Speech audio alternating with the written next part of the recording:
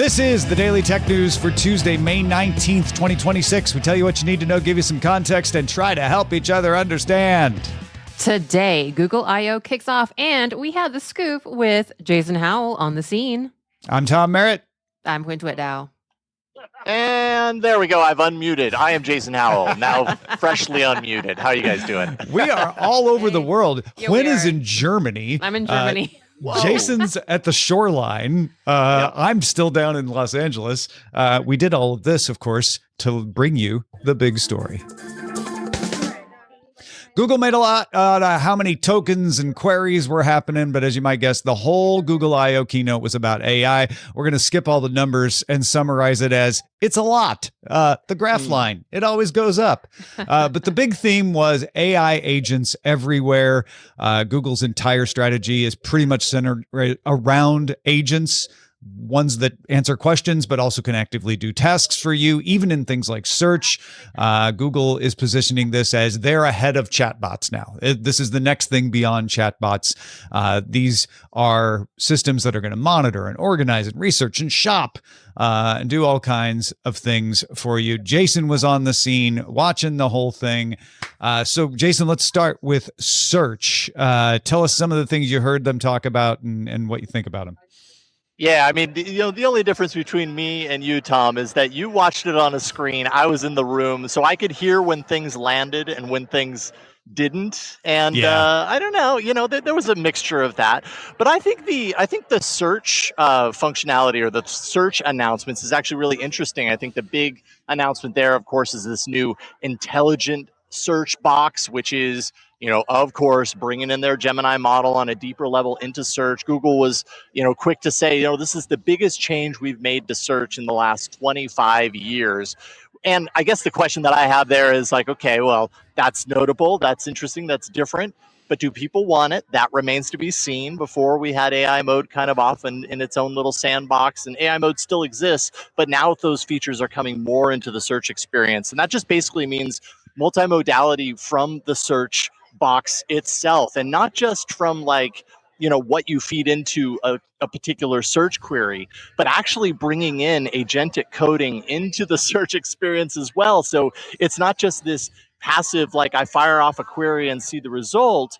Yes, that's still there and everything, but you can do things. I mean, it goes as far as creating dashboards, integrating agents into your search experience. So say there's a sneaker that you're really excited for, but you don't know when it's going to drop. You could potentially, set up an agent that monitors the web through search to let you know that it did, and that maybe now's a good time to buy. Things like that are just taking the traditional search product and really, infusing on a much deeper level this modern moment of AI. Yeah, I thought they positioned this backwards. And this is a developers conference, so that kind of explains it. They were talking a lot about agents, and search can code on the fly for you. And I'm like, that sounds scary to a lot of people. If you said you can have search check back with you on something, right? Keep me updated. That's the search thing starting this summer. That plays. I'm like, oh, search can keep searching for something when I'm not there. That's cool. Or you can have it create a planner for your trip, and it'll just create it, and then you'll be able to share it, and it's interactive. That sounds better than it coded an app for you. That I just feel like what it does is actually pretty useful and impressive. The way they were positioning it, I think, is going to make a lot of people turn away from it, at least at first. The proof is in the pudding, though. If it works, people will use it. Yeah, that's a really good point. I mean, clearly this is a developer conference. To a certain degree, Google is speaking the language of a lot of the people here, but we also know that the keynote at Google I/O isn't always just about developers. It really is kind of announcing the next major wave of Google's efforts for the coming year and everything that they've been working on a deeper level. So I think you're right. Some of these things, especially concepts around agentic actions and stuff like that, I think for general users beyond the people who might already be exposing themselves to these things on a regular basis, that would hear that and be like, oh, that's really interesting. Other people are like, God, I don't know that I want AI to make a decision for me in that way, because I've had it make very low kind of impact decisions, and it screwed it up royally. There's probably a little bit of hesitancy in a lot of people when they hear it presented like that versus what you're talking about, which would be much more accessible. Maybe people would be more willing to take a chance on it. Yeah, I think I saw a couple of live bloggers say, I don't know if I want my search to code for me, right? So yeah. Well, yeah. I mean, I will say, just to push back on that a little bit, the way they present it is, you're right, to your point, they present it as if search is coding for you. If instead they really marketed this as search can do things like, create a dash or like some sort of an easy reference portal that's really useful to you, you kind of, again, remove the AI from it. What is the usefulness that you're left with? And maybe lead with that, because that's what people are really going to connect with. Yeah, and that kind of connects with a lot of things that we've been talking about. And we talked about the Android show like last week. Was it last week already? Yeah, it was last week. Yeah. And the Create My Widgets. And I totally agree with you. I mean, ultimately it's like the same thing, but it is how you package it. I actually, as a developer, and I can speak for several developers, and that we almost feel the opposite, that we don't feel like this is very developer-y. It honestly feels like somewhere in between. Where obviously what you guys are saying is totally true, where it's not a totally like consumer centric conference, because they've got a lot of tech jargon, they've got the numbers and everything, which is definitely, I think, appeals to certain parts of like an engineer's like perspective on Google things, but there are a lot of end product things. There's less things explicitly that are tools for developers. A lot of it feels like things that might, if we want to get a little fuddy about it, replace developers. So, but I do think that there is something here, because we are in the world of like vibe coding and mini apps. But yeah, I think it was like not a missed opportunity, but they could have packaged it a little bit more, as Jason is saying, as in like not coding, but letting AI build you your dash. I mean, I don't know, a richer result or something like that. Yeah. Or maybe less having AI build it and more like have search build it. Search has this amazing capability now. And, but you do also have to be, people also do stress the importance of being, fully disclosed on these things too. So it's probably a pretty delicate balance to walk. Yeah. Lots of Gemini announcements. Most of the keynote was about Gemini. Gemini 3.5 Flash is Google's new flagship model, available now. Faster and cheaper, built for coding and agentic stuff. 3.5 Pro will roll out next month, so we don't get the Pro right away. And then, Jason, I thought Gemini Omni got a lot of attention. They went back to it a couple of times. It will start with video generation and editing, but eventually they said any output from any input. Yeah, which is kind of hard. Like I heard that, and I've thought about that, and I'm like, okay, well then, what does that actually mean? Because we already it means you can sing and it will make an app for you. Okay. Oh, wow. That's what I've always wanted. How did you read my mind, Tom?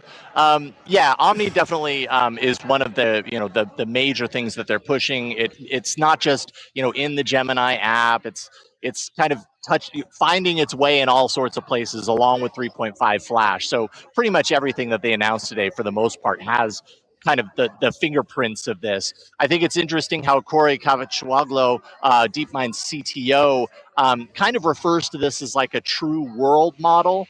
And I kind of wonder, if you were to talk to Jan LeCun, who is like world model, touter of du jour, how he'd feel about that if this is quite to that level. But it's interesting. I mean, Omni, like I have actually had Omni on my Gemini app for the last couple of days, and I played around with it a little bit. I'm part of the early access crew, and it does about as good as you might think, right? Like even during the presentation, Ron and I, we were sitting next to each other, Ron Richards, Android Faithful, and took a picture of us, and then created an Omni video with it, and it's hilarious and how badly good or goodly bad it is, but the fact that this is just like integrated into the tools you're already using, that's interesting. Google is just essentially continually on the trail of just bringing maximum everything to everything via AI.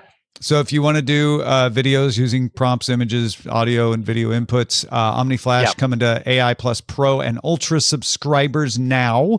And I thought it was smart for them to follow right up with Synth ID and content verification tools, for sure, which are coming to Search and Chrome. And they announced pretty big announcement that OpenAI is joining the Synth ID crowd, as is Kakao, 11 Labs, and NVIDIA. NVIDIA, not a small one there either, right? Yeah, tiny little coalition. Yeah. Google also integrating Gemini into everything else. Maps, YouTube, Gmail, and Docs Live. Docs Live got a lot of attention on stage, where you can just describe what you want and interrupt yourself and correct yourself, and then it'll, create a document for you with your voice. It doesn't have to be text. That's coming to Pro and Ultra users this summer. What did you think of all of that stuff? Yeah, I mean, that actually kind of reminds me of last week's news, right? When we were talking about the Android news and Rambler and everything. You start to see these kind of recurring patterns appearing here and there. And again, it goes back to my point. Like, so, some of this stuff isn't new conceptually speaking, but it's just essentially Google saying we can do all these things, and now we can do all of these things in all the places, and that continues to be where they're headed. That what comes to mind for all of this, and maybe it's a tangent, but I don't care because it certainly came up to mind for me, is the more that we as users rely on these systems and rely on these tools to do all things like, help us with our personal life, and it's integrated in my docs now, I'm going to use that more and everything. The more we rely on these things, the more difficult it is to peel them away because they become integrated into our lives, and that goes into how these companies are pricing their models. Although Google did lower the top tier price of its major model down from $250 to $200 every month. So there's a little bit of price reduction there. But I'm curious to see over the next couple of years, as Google continues this process of integrating everything into everything, do those prices start to creep up? Because, hey, we're locked in now. Like, we're too reliant on this stuff. It's going to be hard to unpeel that onion. Yeah, it's that race of building out capacity to bring the price down, building out efficiency. We'll talk about their TPUs in a minute. And then adding enough users that you get the scale that you need to make this all work. Oh, 100%. Yeah. I guess the other big Gemini thing was Spark, which is the agent that can work for you in Gemini. And so if you use personal intelligence, it can tap into your calendar and your email and your docs and your sheets and do background tasks continuously. That's in beta for trusted testers, coming to Ultra subscribers next week. Jason, you sounded pretty excited about that just now. Yeah, I am, because I have been, I talked about it on the show like probably a month ago. I've been getting deeper and deeper into Claude Cowork and a little bit into Claude Code. And just this idea of having a machine that I have always running my Mac Studio that can kind of, have agents that I set up, and it's never as easy as it sounds, but, I've definitely had success with it, that are kind of doing things for me at different times of the day or the evening. The more I do that, the more my eyes open up to the possibilities of this. But I've also kind of run into issues with Cowork where it's very device dependent. And I have been the one, as we talked about, I think last week, Tom, to sometimes walk around with my laptop open because I've got an agent doing something. I don't want to close it. So this idea of Spark being in the cloud, 24/7 agents, you don't need to keep your laptop open. You can just assign those agents and let them do the work. MCP support. I'm really curious to play around with that, just to kind of see, like, does that always on capability kind of change how I use it and what I use it for? Looking forward to it. Yeah. More coming this summer to Spark as well, but that'll be something to play around in your app if you get access to it. The app also has neural expressive design rolling out right now with new animations, better formatting, faster interactions, and Daily Brief, which is their competitor for what OpenAI does on the top level of ChatGPT, summarizes your inbox, your calendar, your tasks, prioritizes information. That's for Plus, Pro, and Ultra subscribers in the US. So a little shot over the bow to OpenAI, where they keep that for their top tier levels people. Yeah, I mean, you're going to open up your Gemini app and you're going to see that it's designed a little differently. It's not the biggest deal in the world that they redesigned, but they are, they did also just roll out their icon refresh, and so I think this is kind of part of it. Is like, all right, we've made some sort of a signature around Gemini. We need to kind of like commit ourselves to this across the company's products because, as we know, Gemini is integrated into all of it. So there you go.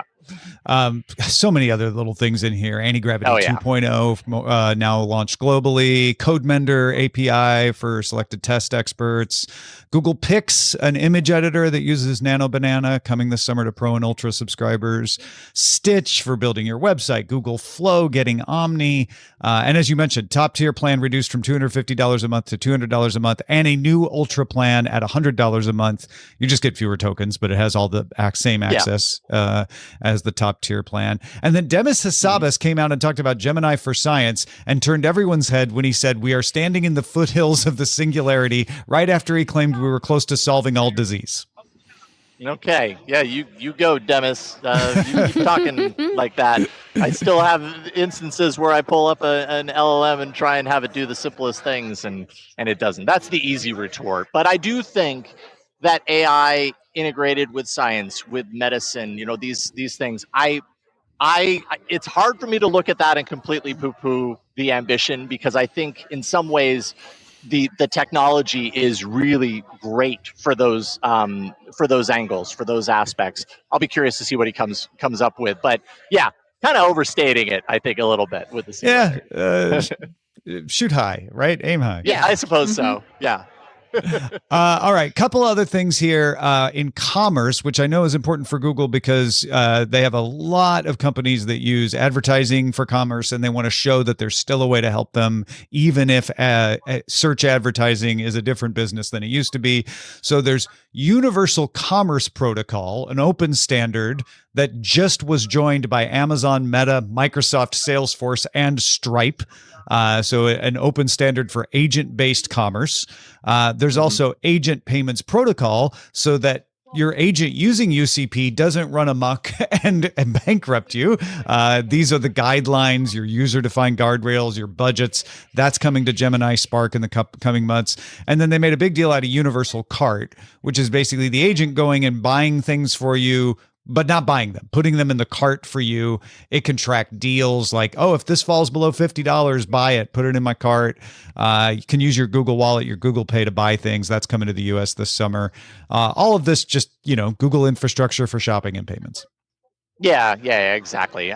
Not very surprising. I suppose it'd be really surprising if suddenly they were saying, and by the way, it can purchase for you. I'm happy that they're not necessarily committing to that quite yet, but man, you see it on the horizon. You see the setup happening where they're like Amazon, Meta, Microsoft, Salesforce, and Stripe on board with UCP though is pretty big task. Yeah. So that's a good standard.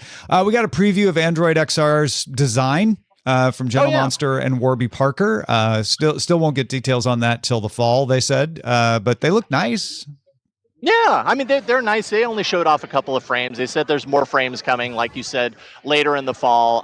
Apparently, they have a sandbox here where I think the Project Aura XR glasses, the collaboration with XReal, is going to be on display, is my understanding here somewhere. So I'm hearing people buzzing about that a little bit, getting the chance to check those out because they were kind of teased, handful of months ago. I didn't get to check them out then, so I'm curious to see how it's changed. But it's about time. Like Google's been talking about these AI glasses and what they called what do they call them? Audio glasses, I think was their term. Which I hadn't heard that I thought that was interesting. But they've been touting these for the last couple of years at Google I/O.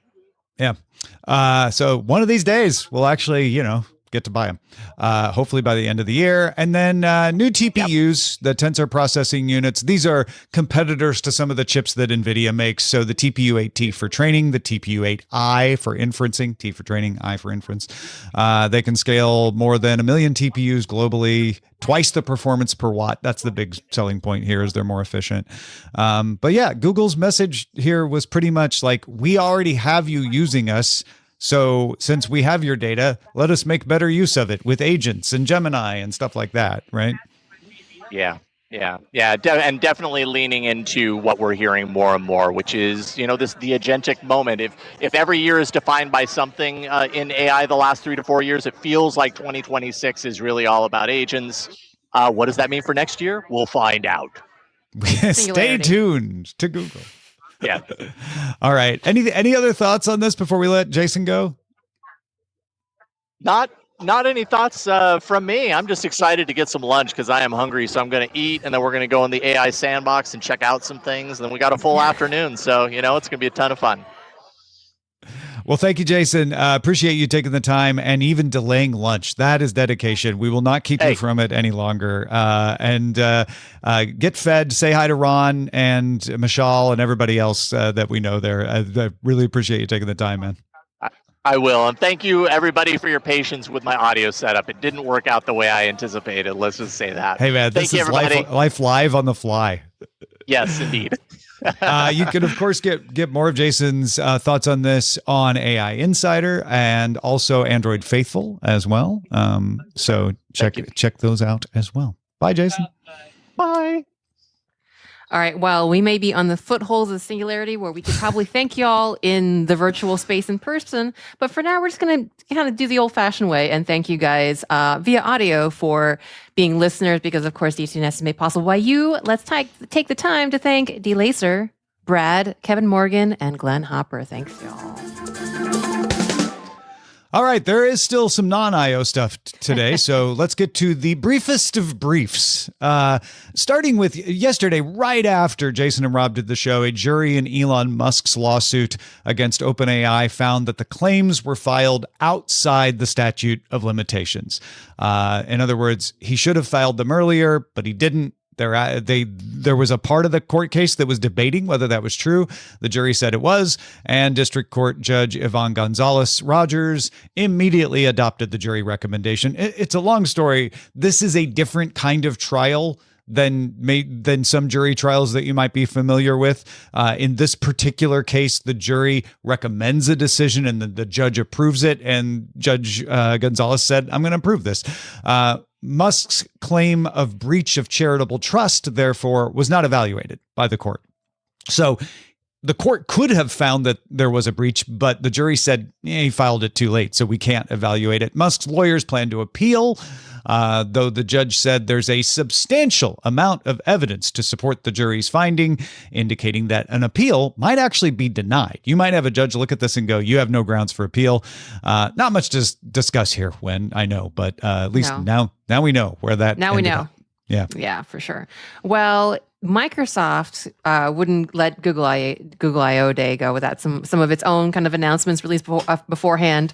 Well, first, Microsoft released its first Linux distro, Azure Linux 4.0, which you can run in Azure, of course, but also soon on a desktop in the Windows subsystem for Linux. It's built on Fedora and available on GitHub. And Micro also announced an upgraded Surface Pro and Surface Laptop for business line. They now included an integrated privacy screen with anti-glare, a more responsive haptic system, and range from $1,300 on up with Intel Core's Ultra Series 3 processors. However, Microsoft says you will also be able to get models with Snapdragon X2 chips in a few months. Yeah, these are enterprise-level laptops that you could buy, but they're really meant for companies to buy in bulk. But I noticed a lot of reviewers were saying they thought they were nice. They thought they were worth paying attention to. And just another moment for us to go, wow, Steve Ballmer once said Linux was a cancer. And look at things now. I mean, it's a distro meant for virtualness, but still, it's Linux. Yeah. It's a Microsoft Red Hat. I mean, it's a Fedora. They said they worked with Red Hat. It's a Fedora distro. That's wild. We also got news from Apple. Like nobody's leaving Google alone today. Global Accessibility Awareness Day is Thursday, May 21st. And ahead of that, and on the same day as I/O, Apple announced new accessibility features coming later this year. Among them, VoiceOver will get better at describing things, so it can use the camera to look at your surroundings or look at a document, whatever you have in front of it, and then you'll be able to ask questions about what the camera can see. The magnifier is also getting voice controls, and speaking of voice controls, that will get better at handling more natural language requests. Before, voice control required you to kind of know what it would understand. Now you can just speak the way you would normally speak. The accessibility reader will be able to handle tables and columns columns now, which is always something that would trip it up a little. You can now generate subtitles for a video on the fly, and Apple Vision Pro getting a wheelchair control feature that uses eye tracking. So for someone who can't handle a joystick, they could use eye tracking with the Apple Vision Pro. That'll work with the Tolt and Lucy alternative drive systems in the US. Name recognition in more than 50 languages, an API for adding human sign language interpreters to FaceTime, and a product in the Apple Store today, the Hikawa Grip and Stand for iPhone, which attaches to your MagSafe part of your phone and is an adaptable grip. So if you have a hand disability or a low grip strength or mobility issues, you'll be able to hold the phone better with this grip. Lots of good things coming from Apple. 2 days, 2 days ahead of Accessibility Awareness Day. Good job, Apple. Yeah, well done.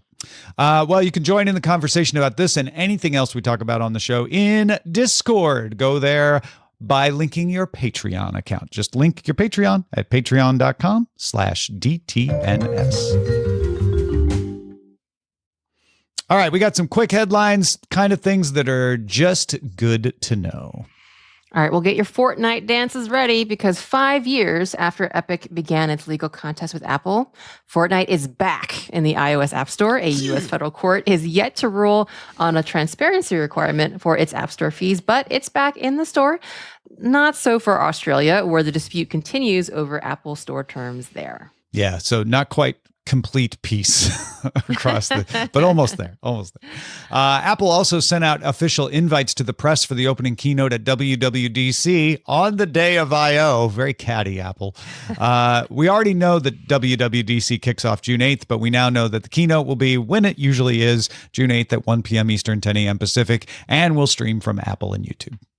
All right. Well, Sony raised the price of its PS Plus subscription service. The Essential tier goes up by $1 to $11 a month.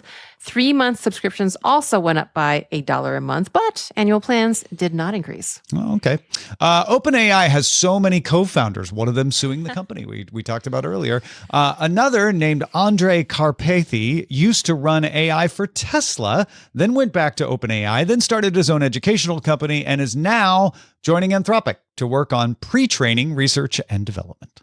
And back and forth and back and forth. LG and Samsung both introduced new monitors. LG's new 24.5-inch Ultra Gear claims to be the first full 1080p monitor capable of a 1,000 hertz refresh rate. That's a lot of hertzes.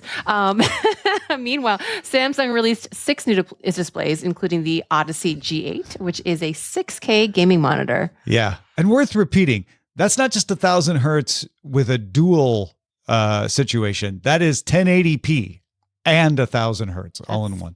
Yeah. Yeah. First laptops with Intel's efficient Wildcat Lake chips are showing up now in laptops in China. Apparently, they all have 16 gigs of RAM and 512 gigabytes of storage and are priced competitively with the MacBook Neo. All right, well, thanks to NCB on the subreddit for noting this one. Starting on July 1st, Plex will increase the price of its lifetime pass from $250 to $750. Plex said it considered eliminating the lifetime plan, but settled on the higher price instead. Pray they don't alter it further. No, basically what they said is like the lifetime plan, the recurring revenue of a subscription is obviously better for the company and its development. So they thought maybe we should just not do a lifetime plan. But instead they're like, well, we're just going to have to make it really expensive, but at least we can still offer it. Blackstone Capital is starting an AI-specific data center business that will compete with CoreWeave, if you know them, and has Google as a major investor. The majority owner will be Blackstone, but Google will own pretty much the rest of it. And then that, of course, means it's going to use Google TPUs, software, and services. Well, Nikkei Asia reports that Intel is directing its Intel 7 capacity to server and industrial customers and encouraging PC makers to use 18A-based processors. That's one way to bootstrap your 18A sales. Just don't sell the other ones to them.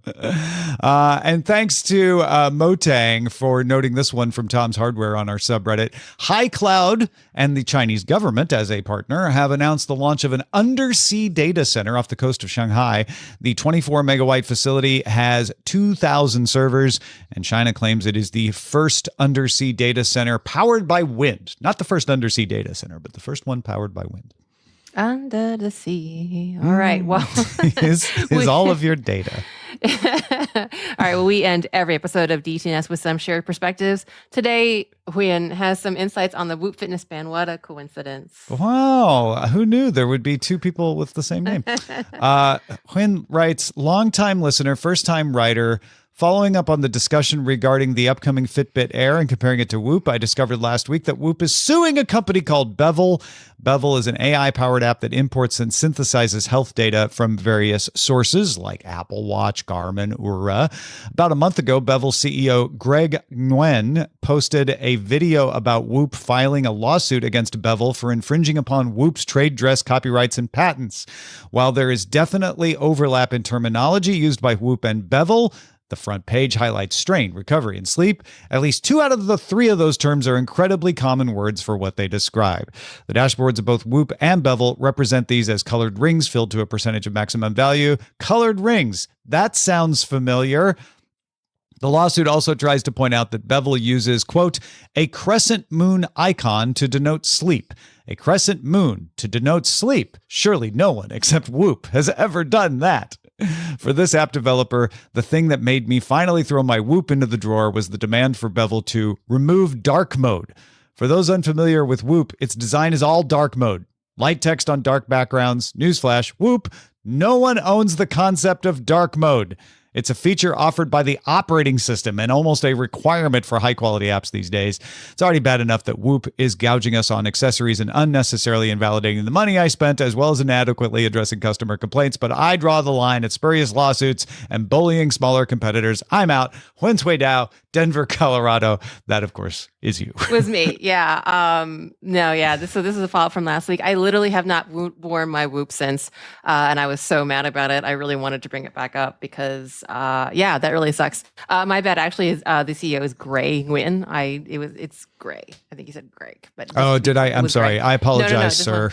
Yeah, no.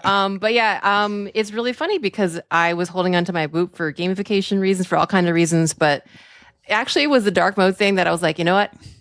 F it. I don't need to wear this anymore. So I've been Whoopless for like literally since that day forward. So I'm gonna try Fitbit or Garmin or whoever else comes down the pipe, but I'm kind of done. Trademark law is weird what you can get away with, but I think what you're objecting to is not whether there's merit to the case, but like, hey, you didn't need to do it, right? No, and what I didn't mention in my overly long email was that Gray Nguyen claims that also a representative from Whoop, who they don't name, actually emailed them like about a month or 2 before the lawsuit saying, hey, we'd like to collaborate with you. So yeah. So there's plenty of things you could speculate there. So I just feel like it doesn't really feel like a good doesn't feel good. The vibes are bad. So since there's more options coming out, the Whoop's in the drawer. Yeah. Well, Whoop. There it is. Well, what are you thinking about? Do you have complaints, qualms, and quandaries about spurious lawsuits like myself? Share it with us. Please write us feedback@dailytechnewsshow.com. Big thanks to Jason and Huyen for contributing to today's show. Thank you for being along for Daily Tech News Show. You are the folks that keep us in business. Become a patron. We got all kinds of cool stuff, not just the Discord. We get bonus episodes. We get insights, a lot of chatter. I talk to other folks. Patreon.com/DTNS. Go check it out. The DTNS family of podcasts, helping each other understand. Diamond Club hopes you have enjoyed this program.